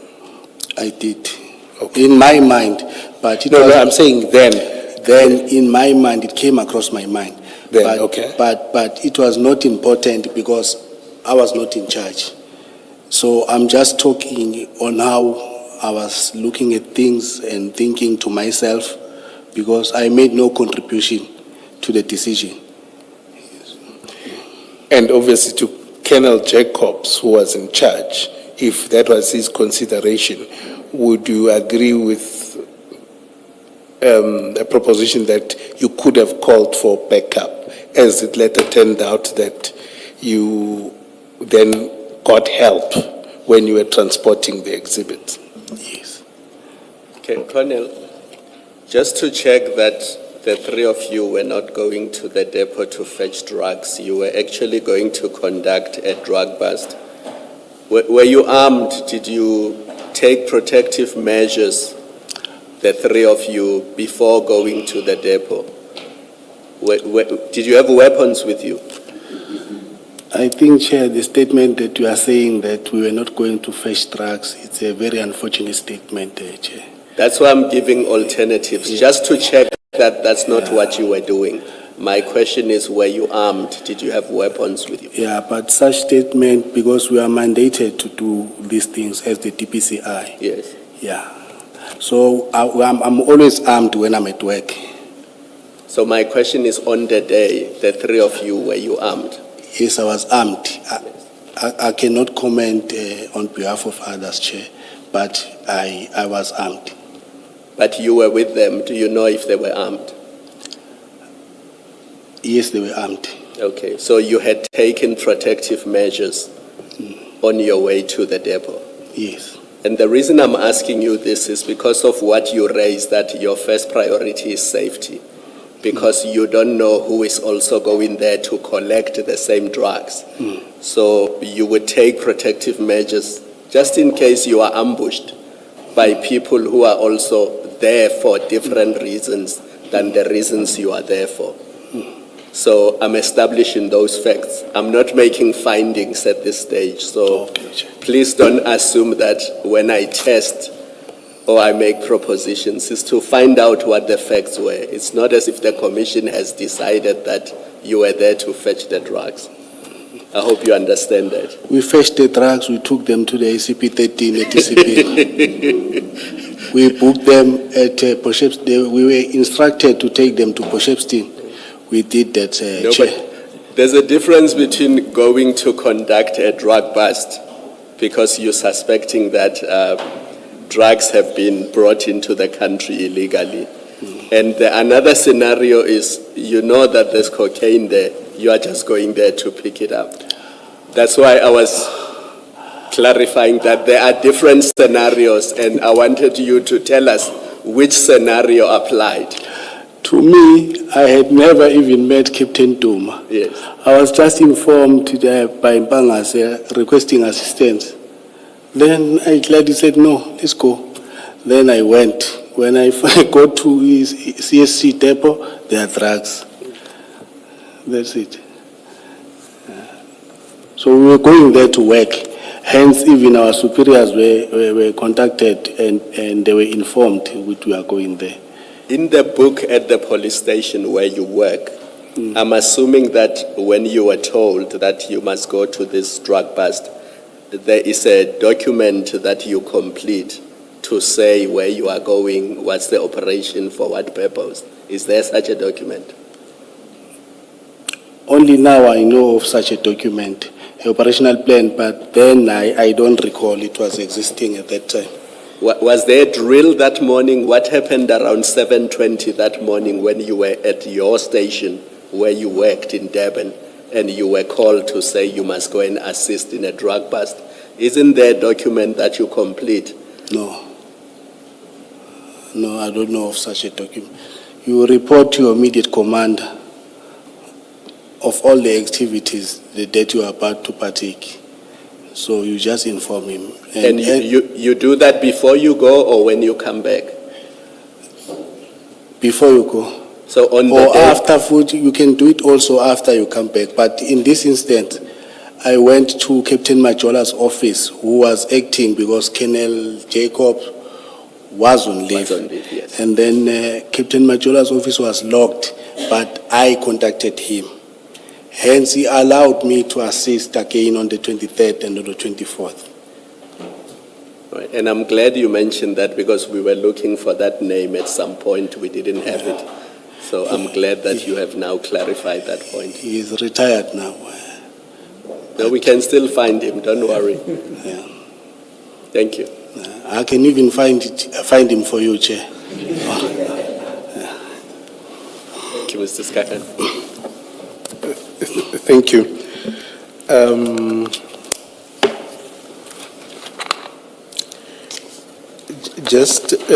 So to follow up on what Commissioner Kumalo is saying, is that you sought permission on, just want to ground off this point, because also I didn't see it in your affidavit unless I'm mistaken,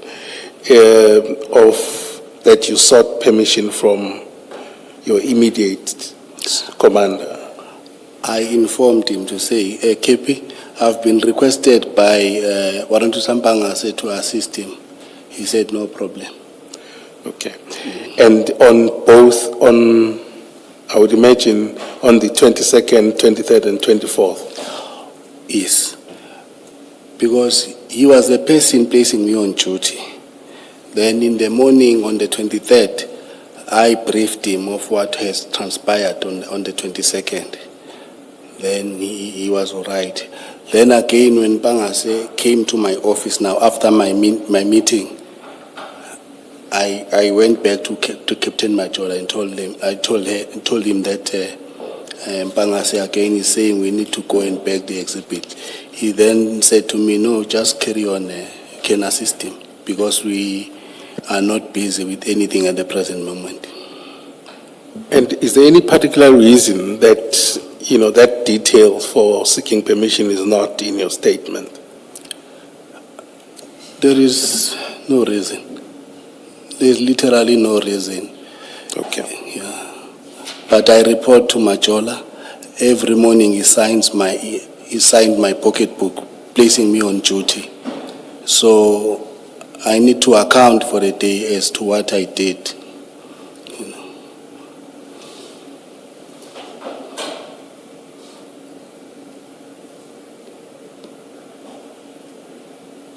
Okay. Now, just to move quickly on this item. Earlier on, we had a discussion about the assistance, and I think Commissioner Kumalo was also on this point, is throughout this thing and this operation, your role, what exactly would you say your role was? What does assistance, how do you look at assistance? It depends on what type of assistance is required by the people that you are assisting. So your role was just to be available to any instruction they give you, and that's what you did? Is to assist them, yes. All right.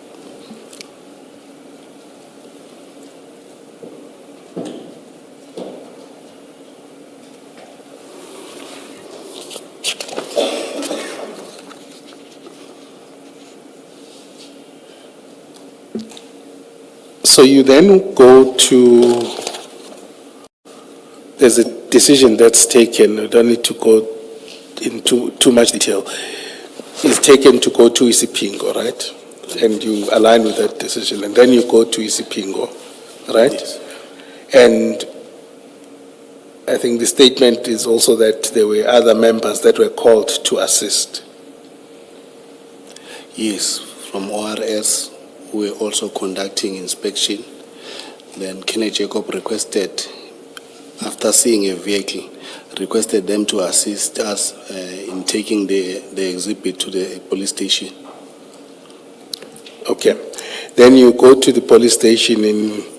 Before you arrive at the police station, in your paragraph 10, where you talk about the space limited, the risk to members and exhibits, and the number of bystanders that were there, you then follow that with saying Colonel Jacob rather informed us we should proceed to Isipingo. Now, what happened in fact? I'm trying to understand whether you stood around and, or whatever postures you took. Did you have a discussion where you say, yes, the space is limited, there's a risk, now there are people, let's all go? Or that doesn't happen, but Colonel Jacob says, let's go? I'm trying to understand whether this is your own observation that you are recording here, or you are recording what was given as a reason at the time to move. He had a brief conversation with Mbangas. Kenneth Jacobs had a brief conversation with Mbangas. And then Kenneth Jacobs went on and requested members from ORS to assist.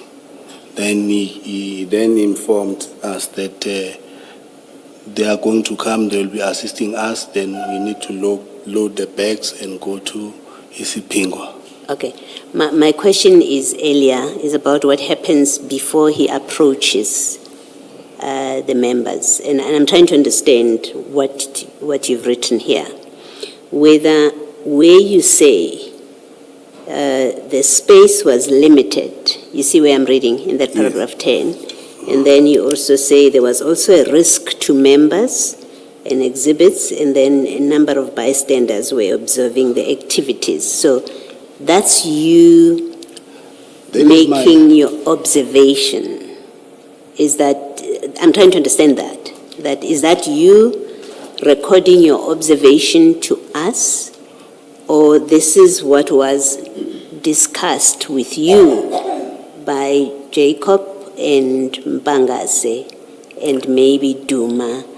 You all spoke about the space is limited. You understand the question I'm asking you? I understand, Chair. Yes, so I'm trying to understand what happened in fact. Those were my observations of the situation. Okay. And I had not discussed them with anyone. Okay. So, yes. So it's not what was said on the scene? No. Okay, all right. So when Jacob says, let's go, he doesn't say because of reason A, B, C, D. He just says, let's go to Isipingo. He doesn't list those things as reasons. I don't recall, Chair. I don't want to commit on something, Chair, that I don't remember. But I remember him saying that I've requested for assistance. Let us go to Isipingo. Let's load the bags and go to Isipingo SAPS. Okay. In response to a question by me, or a couple of questions, you said he did not. And you remember in the context of the exercise of discretion by him, whether those initial prescripts must be followed, you actually, the responses you gave made me understand that he had not said anything, which is why you went so far as to say you were not in a position to assess his decision that you should go. Do you remember that discussion or that debate between you and I? Between you and me, rather? Hey, Chair, I don't remember. It's only a few hours ago. Oh, no, let's leave it there. Right. Let's leave it there. Well, Colonel, the reason, the issue for me about this, if this was your observation and not what you discussed on the spot, is, but it's exactly what Jacob says. And yet it's another, for me, another area of concern that you seem to have conferred about what goes into your statements. The two of you who are coming to testify before us, you say exactly the same thing, and yet there was no discussion of this, but you all give the same reason for moving as if you were talking about it. But I want to add something to it, that what makes it a matter of concern is it is not in warrant officer Mbangase's diary entry for the day. He doesn't give that explanation, and it's an important thing, you would agree, right? Because it's a breach of your instruction, national instruction. Breach as in the instruction is clear. It says you must beg, you must count, you must beg on the scene, you must call LCRC. So it's an important requirement. There's a departure from that requirement. It's not complied with, and yet it's not in the investigation diary, the explanation why that happened. It's not recorded anywhere. And Mbangase is not here, so he can't explain why it's not in the diary, but the two of you who are here give this explanation, and you say, curiously, you say, no, we didn't discuss it on the spot, it's my own observation. Well, it's exactly in the same terms as Jacob, and it's a matter of curiosity at the very least, but of concern. It could also be, Chair, that maybe he also observed what I observed. Not only us in conspiring, maybe in trying to plot something. It could also be that what I was observing is the very same thing that he was observing. Okay. Yeah, okay, that's your answer. Thank you.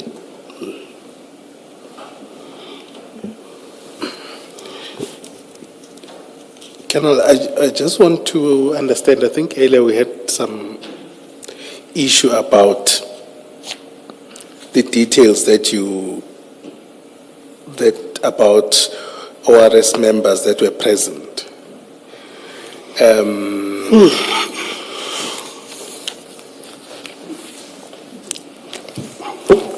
I'm sorry about that, Chair.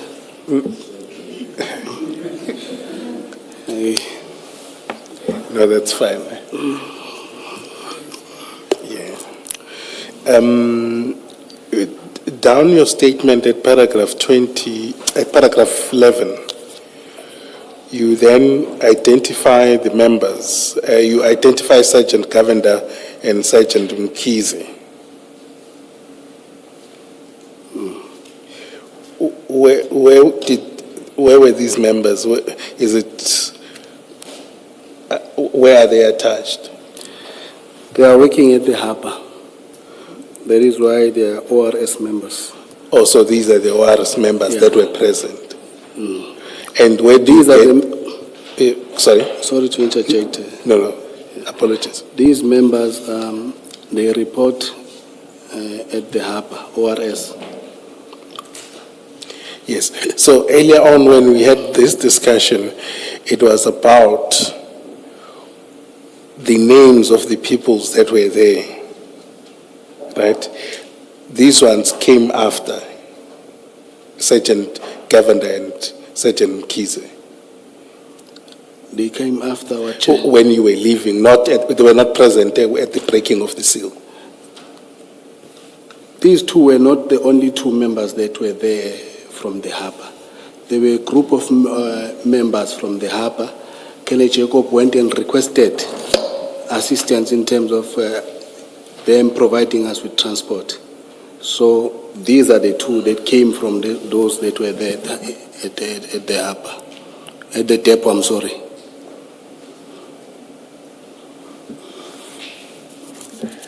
So I just want to know, when these members, there's an area where you say, at paragraph 9, when you said there were these people that were present when the seal was broken.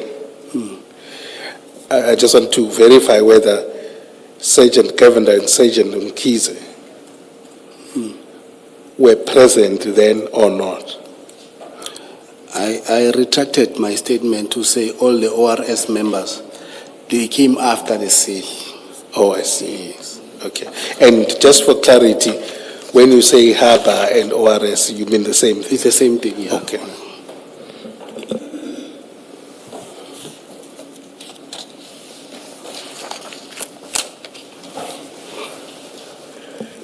Can I move to the Ispingo commissioners?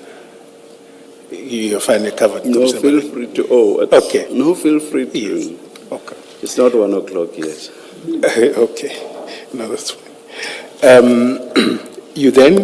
There was a backup that was called, and then you traveled to Isipingo. Yes. And you loaded the exhibit bags. Were you using gloves or not gloves at the time? We were using disposable gloves. Disposable gloves, okay. Then you were traveling. How many vehicles were there? Commissioner, it was 3 vehicles. It was the Hyundai H1 that was carrying all the exhibit with the members from ORS, and the Golf that I was driving with myself, Gavin Jacob, and Warren Sampangase, and Captain Duma's Corolla behind us. Okay. So Duma was driving alone, and then the 3 of you were driving together to Ispingo. To Ispingo, SAPS. Right. You had an earlier interaction with Commissioner Baloyi about whether Colonel Jacobs briefs you about what now needs to happen and who must play which role. And that discussion at least didn't include you. Correct, am I? Yes. Now, on the car, or in the car rather, as you are traveling, does Colonel Jacob brief you and Pangase as to what will then happen? when you arrive, what's his plan? He indicated that due to the fact that we did not have enough bags, we must proceed to his pingo so that we can gather more bags and bag the exhibits. That is what we are going to do there. So, when you were, it was common cause that obviously there were no bags at the depot, right? And We had bags, but they were not enough. Remember, the information that we had received was 27 bricks. So we had bags that could accommodate 27 bricks. so you did not use any of those bags. You just No, we didn't use you them. didn't use it. And who was with those bags? Did Colonel Jacobs come with them? No. They were in the car that I was driving. Or they were in just Yeah, in they your were car? in the car.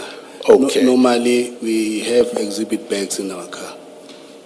Okay, and then in terms of, so Jacob and Bangase, was there a discussion about exhibit bags, rather, let me put it that way, earlier on?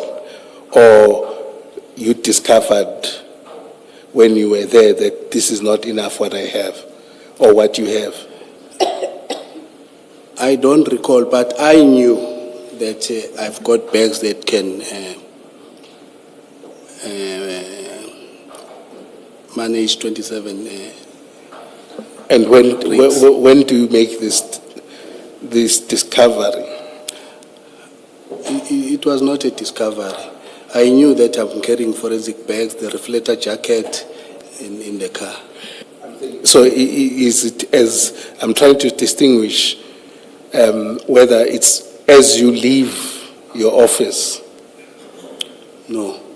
Okay. When we were informed by Duma that we needed to go and seize about 27 bricks, then I knew that I had bags that can accommodate 27 bricks. Okay.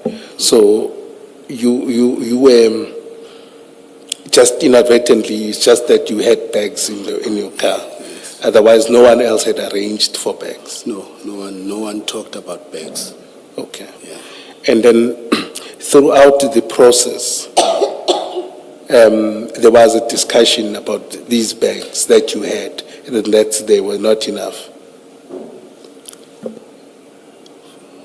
I'm not getting your question. So I'm saying, when you determine whether these bags are not enough, when you were counting, I didn't get a sense that you factored that, no, these bags that we have are not enough. I knew that the bags are not enough.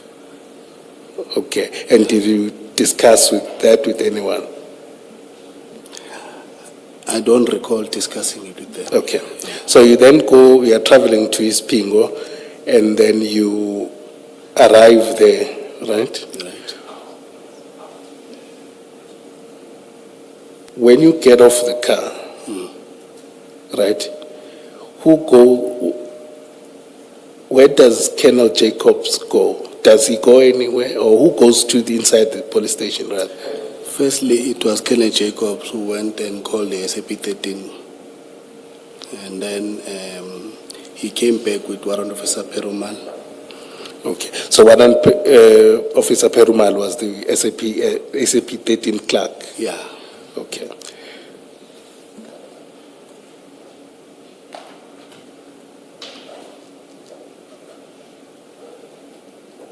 Chair, it is 2 minutes. I think it's going to get too involved. All right, Yes. let's adjourn and resume at 2 o'clock.